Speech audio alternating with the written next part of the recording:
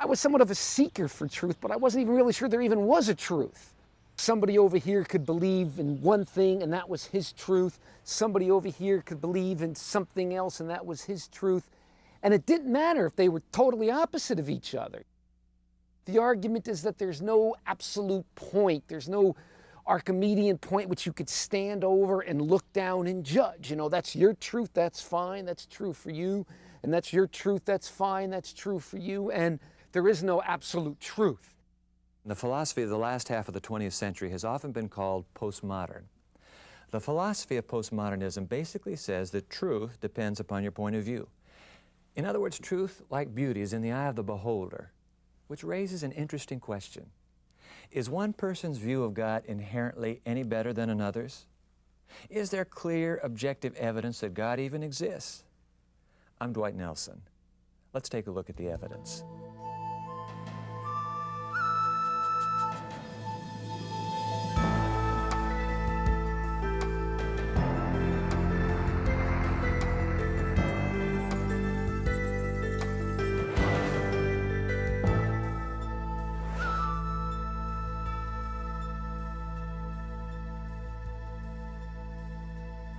From whenever you could start thinking about these things, I guess I have wondered about some of the basic questions. You know, what is the purpose of life? You know, why am I here? You know, I wasn't really on any kind of formal intellectual quest, but I did do a lot of traveling. It was just my way of looking for something. I don't know if I could even define what it was, but I was looking and I would just travel and meet people and learn about cultures. I remember too, at times I could be with my friends and we would be in a restaurant or a bar and whatever they're talking about, and I would always bring up, well, do you think there's maybe a God or something? And they go, oh no, Cliff's on his God thing again, even though I was probably the most secular or the most atheistic one there would be. I was aware of the implications of what it would mean if there really did turn out to be a God. And so that was something that was always kind of churning in my mind to some degree or another. Life-changing experiences sometimes occur in the strangest places. One of the most profound changes of Clifford Goldstein's life took place in a pizza parlor. I can remember I was sitting in this pizza parlor, eating a pizza, drinking a beer, whatever, and I was reading this philosopher, Spinoza, and he said something that changed my life right there in the pizza parlor. In order to live the most perfect life upon the earth, you needed to find out the reason why you're here and live your life accordingly. Well, it was amazing. It was like those words were almost a prefrontal lobe lobotomy. It's like they went right into my mind.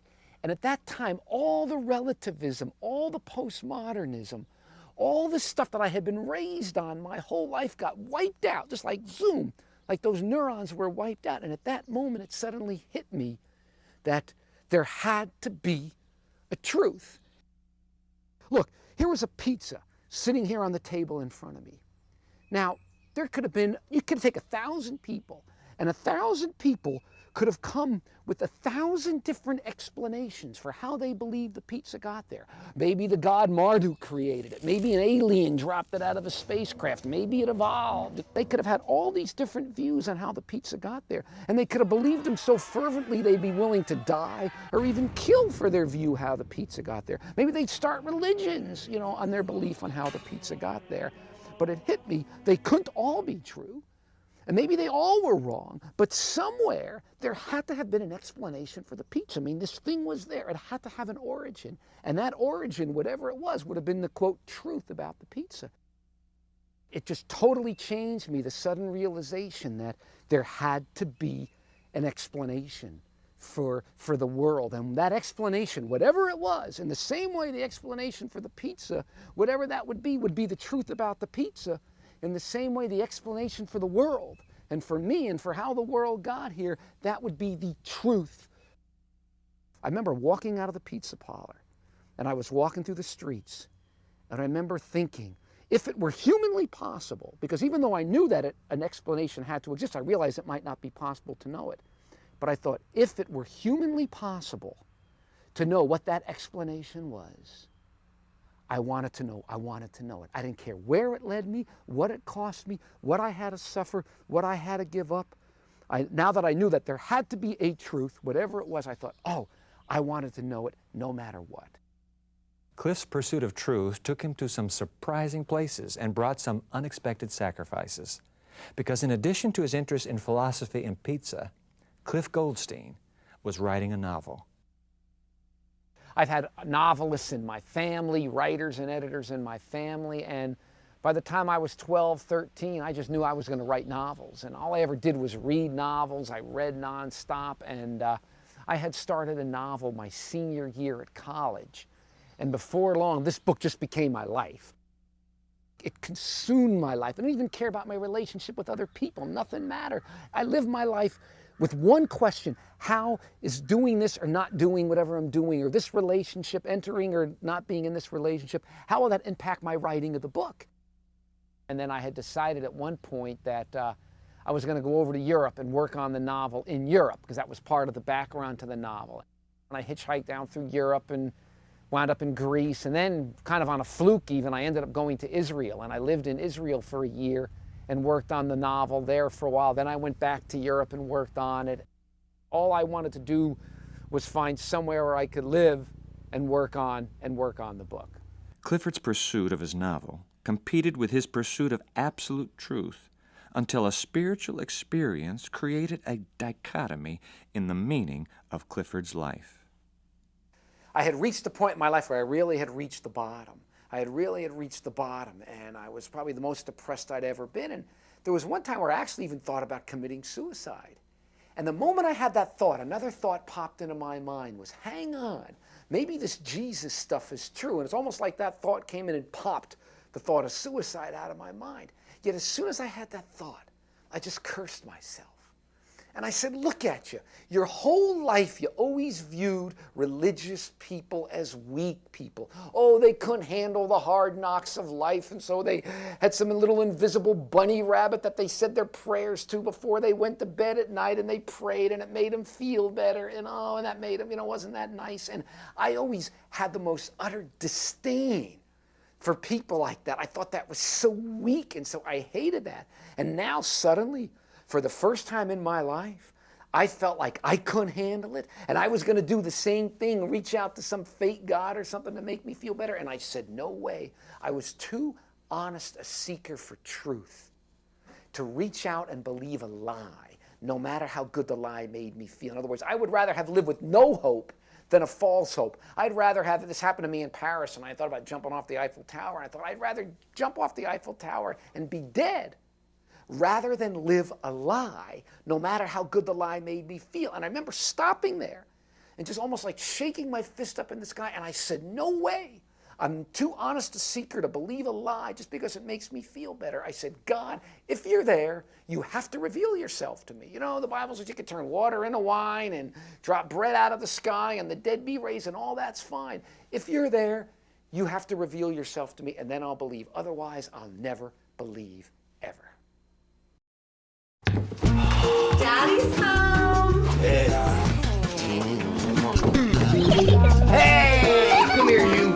Oh. Long day. Oh, yeah. So just relax tonight. I can't. It's bowling night.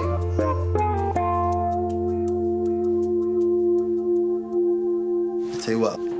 If you could think of something really fun to do, I'll stay home tonight. Okay? Okay.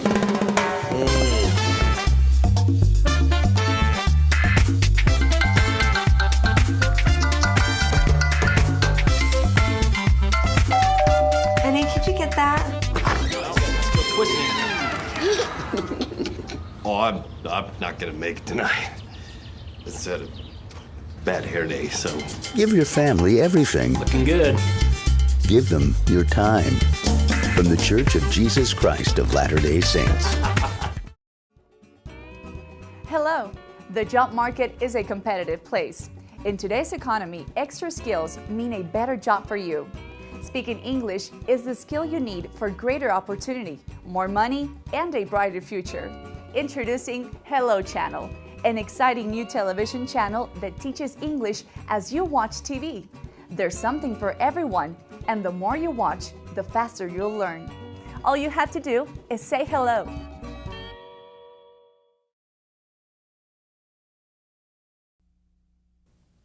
As Clifford Goldstein searched for truth, he found a belief in God. What he didn't expect is what that belief would cost him. One night, out of the blue, I had this powerful experience with God, and basically what the Lord said to me was, it's either me or this book. You can have no other gods before me. See, this book, it wasn't that the book was evil in and of itself, but it was my relationship to the book. This book was my life, and I realized that God had to come first, and it boiled down to where if I wanted the Lord, the book had to go. And the thing that I remember clearly more than anything was I had free choice. In other words, I didn't have to burn this book. God was saying, if you want me, you wanted truth, here I am, but this book is going to have to go because that's your God. And it was kind of a very involved struggle, but in the end I made the choice and I ultimately burned that book, and that was the night my life changed forever. It wasn't, quote, logical, it wasn't rational, for lack of a better word. It was just a very personal thing that I have that changes my life. In a sense, I'm broken, and my clinging to the world, this thing that meant to me the most, this book, I destroyed it, I burned it, and it was like I was severed my connection from the world. It was almost a way to describe it. I burned that book, I gave up my writing. I realized I might not ever write again. And then, within a year or two later, I started writing again. And I've been writing for almost nonstop for 18, 19 years since. I ended up, right after that, I met some people in a health food store and who were believers. And I told them about what happened. And they said, you want to study the Bible? And I said, yeah. And what do you want to study? They said, and I said, I want to study prophecy. And they immediately took me to Daniel 2. And this was, it's an amazing story, Daniel 2. And basically, it's funny. There's two parts to it. You've got this whole section where this king has a dream. When he's very upset, and he calls all these wise men in and tells them, tell me what the dream is, interpret the dream for me. Of course, they can't tell the guy what the dream is. He doesn't even remember the dream himself. So he threatens to kill them all. And then he's going to kill among them, Daniel and some of the other Hebrew captives. And Daniel goes, prays, and in the vision in the night, Daniel is shown the truth of the king's dream, and he tells the king the dream.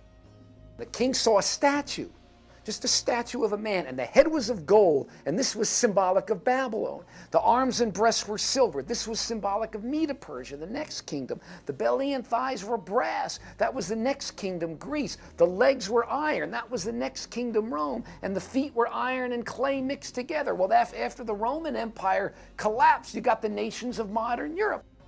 So you've got the sweep of world history starting from 500-600 years before Christ up through the time that we're living in today. I have something here that shows me, I can come back to it anytime I want, that shows me the reality of God, because it shows me that not only is God in control of the nations, but God can tell the future. And so I see here, I've got, in my mind, it's irrefutable evidence. And I figure, if this God is in control of all that and knows all that, then he certainly can handle anything that comes in my life. See, prior to that experience, I had read the Bible. I had people had given me the Bible, but I tried to read the Bible. I never got past the talking snake story in Genesis. I thought the Bible was the rantings and ravings of a bunch of flea-bitten camel herders. They got tired of lugging these big stone idols around the desert, so they made up some notion of some God they could see, said he was one, named him Yahweh, and that was the religion of the Bible. It was late Bronze Age camel herder myths. But then I met personally the God of the Bible. I met the God of the Bible. Clifford Goldstein had a powerful, personal, life-changing experience, but he wanted that experience to be grounded in objective reality. For him, the prophecy of Daniel 2 gave him just what he needed. We'll learn more about that prophecy, the one that changed his life, right after this.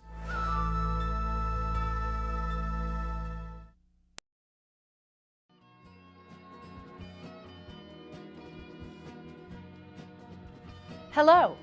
That's right, I said hello. I'm talking about an exciting new television channel that will change your life. My name is Ruth, and I want you to be one of the first to know about Hello Channel. Hello Channel is designed to teach you to speak English. Anyone can learn. we offer something for everyone. You'll see programming for children, teenagers, and adults, all on different levels. With Hello Channel, you'll hear, see, read, and speak English as you're watching entertaining television programs, making it easy to learn. If you've always wanted to learn English but haven't had a chance, Hello Channel is perfect for you. Start today, and remember, for a brighter future, just say hello. I'm delighted to have my friend Dr. Jacques Duncan here at the Evidence today. Welcome, Jacques. Thank you. Why is it that prophecy can have such a profound effect upon the reader? When you come to biblical prophecy, why it has an effect on you, it is because suddenly you realize that God, the invisible God, the one you don't see and you don't have any tangible evidence, is in fact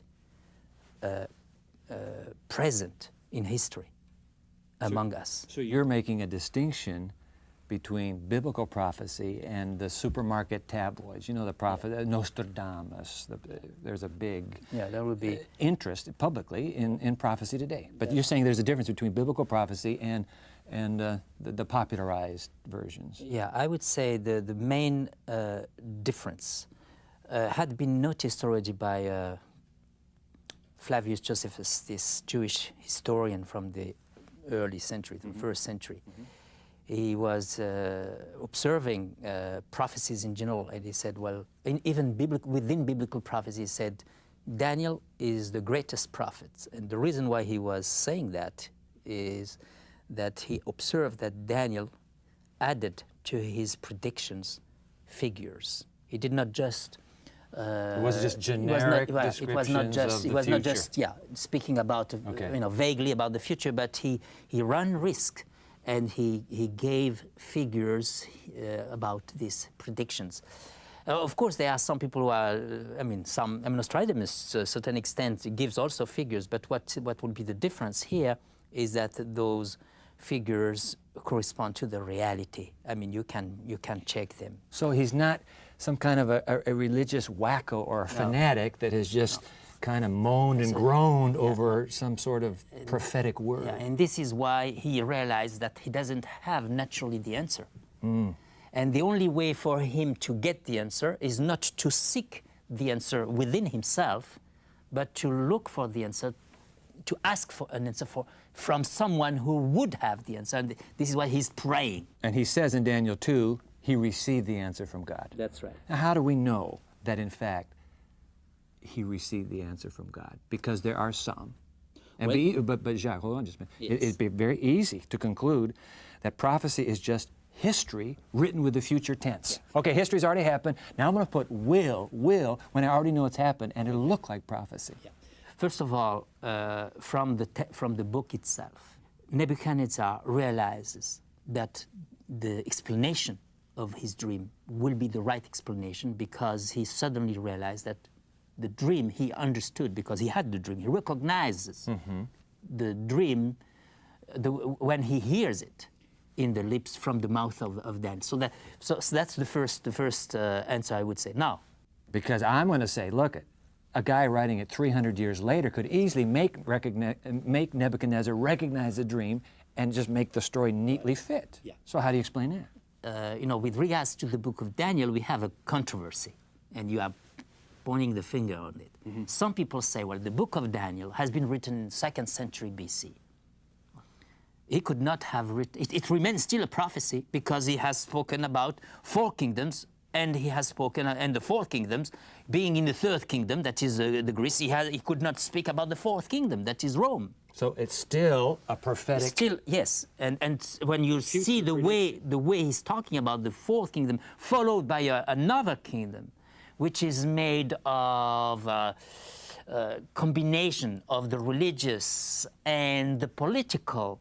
When you look at the history, you see that it fits very well. So Cliff Goldstein, you know the story. Yes. He's in this, he has this awakening, as it were, goes to the the prophecy, the ancient prophecy, and experiences the divine as he reads it.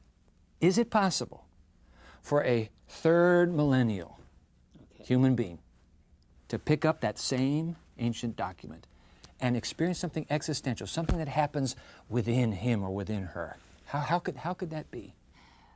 If there is one place within the Bible, which is a holy, sacred book, which seems to be very far away, old book, dusty, completely irrelevant, if there is one book which in fact makes this statement to us today in postmodern, this is the book of Daniel. It is the fact that spirituality, I mean prayer, the religious, the mystical, all these things which seems to, for most of us, far away and strange. In fact, for the book of Daniel, from the point of view of the book of Daniel, this spirituality is put in the flesh of history, in the flesh of existence. It is not something apart from reality. You believe that that is evidence for God? God cannot give an evidence of himself. The only evidence God gives to humans is other humans or human history. This is the only visible thing we have. Biblical prophecy is telling us, look at history. Look at human testimonies. They are the evidence of God. So we are supposed in this course of history, when we look at history, I mean, honestly, we are supposed to recognize out there the evidence of the heavenly God in earthly history. And this is one of the points of the book of Daniel. Jacques, what a pleasure to have you with us on the evidence. Thank you for what you've shared with us. In fact, if you would like to examine more carefully the research Dr. Duncan has done in the area of ancient prophecy, this book, his book, Secrets of Daniel, is available at our website. Let me put our website address on the screen for you, theevidenceoneword.tv. You can go to that same website if you'd like more of Clifford Goldstein's story. You want to interface ancient prophecy with life in the third millennium, check out that website. I'll be back in a few moments for some concluding thoughts.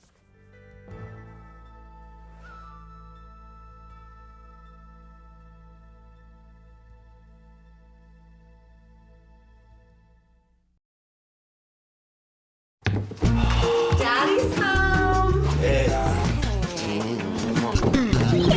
Hey, come here, you. Oh, Long day. oh yeah. So just relax tonight. I can't. It's bowling night.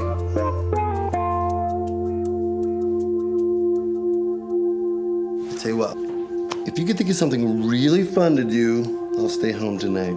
Okay? Okay.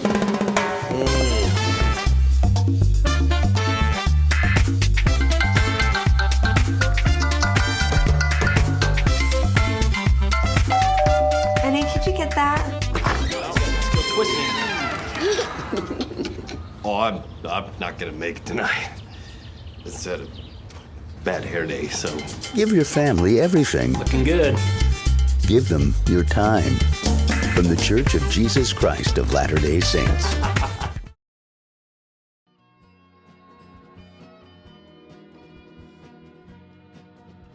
Hello. That's right, I said hello. I'm talking about an exciting new television channel that will change your life. My name is Ruth, and I want you to be one of the first to know about Hello Channel. Hello Channel is designed to teach you to speak English. Anyone can learn. We offer something for everyone. You'll see programming for children, teenagers, and adults, all on different levels. With Hello Channel, you'll hear, see, read, and speak English as you're watching entertaining television programs, making it easy to learn. If you've always wanted to learn English but haven't had a chance, Hello Channel is perfect for you. Start today, and remember, for a brighter future, just say hello. We've gone today from a pizza parlor in 20th century Florida to the ancient kingdom of Babylon in the 6th century BC. We've gone from the subjective personal encounter of one man with God to an impressive prophecy based on something as firm and objective as world history itself. It's been an incredible journey. The question, though, remains, what does all of this mean? What it means, at least to me, is this. Whatever our relationship with God, no matter how meaningful our experiences with Him, we can build that relationship on a solid foundation. A foundation that can't be moved, it can't be shaken by the various political or social or philosophical winds that blow down our streets and the cold alleyways of our communities. I believe that anyone open-minded, anyone truly seeking answers to life's most important questions will find in Daniel 2 powerful evidence for the existence of God and His involvement in the affairs of this world. But don't take my word for it. Open the text for yourself. Read them for yourself. Ask yourself, how could these things have been portrayed so accurately if no God revealed them? And then finally ask yourself some real hard questions about life. Not about life in general, but about your own life. Where is it going? And whether you want to continue to live on your own or instead have the same God who could predict the history of the world with such accuracy guide your life as well.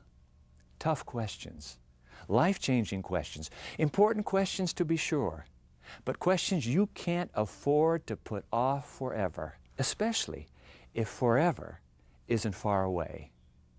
For the evidence, I'm Dwight Nelson.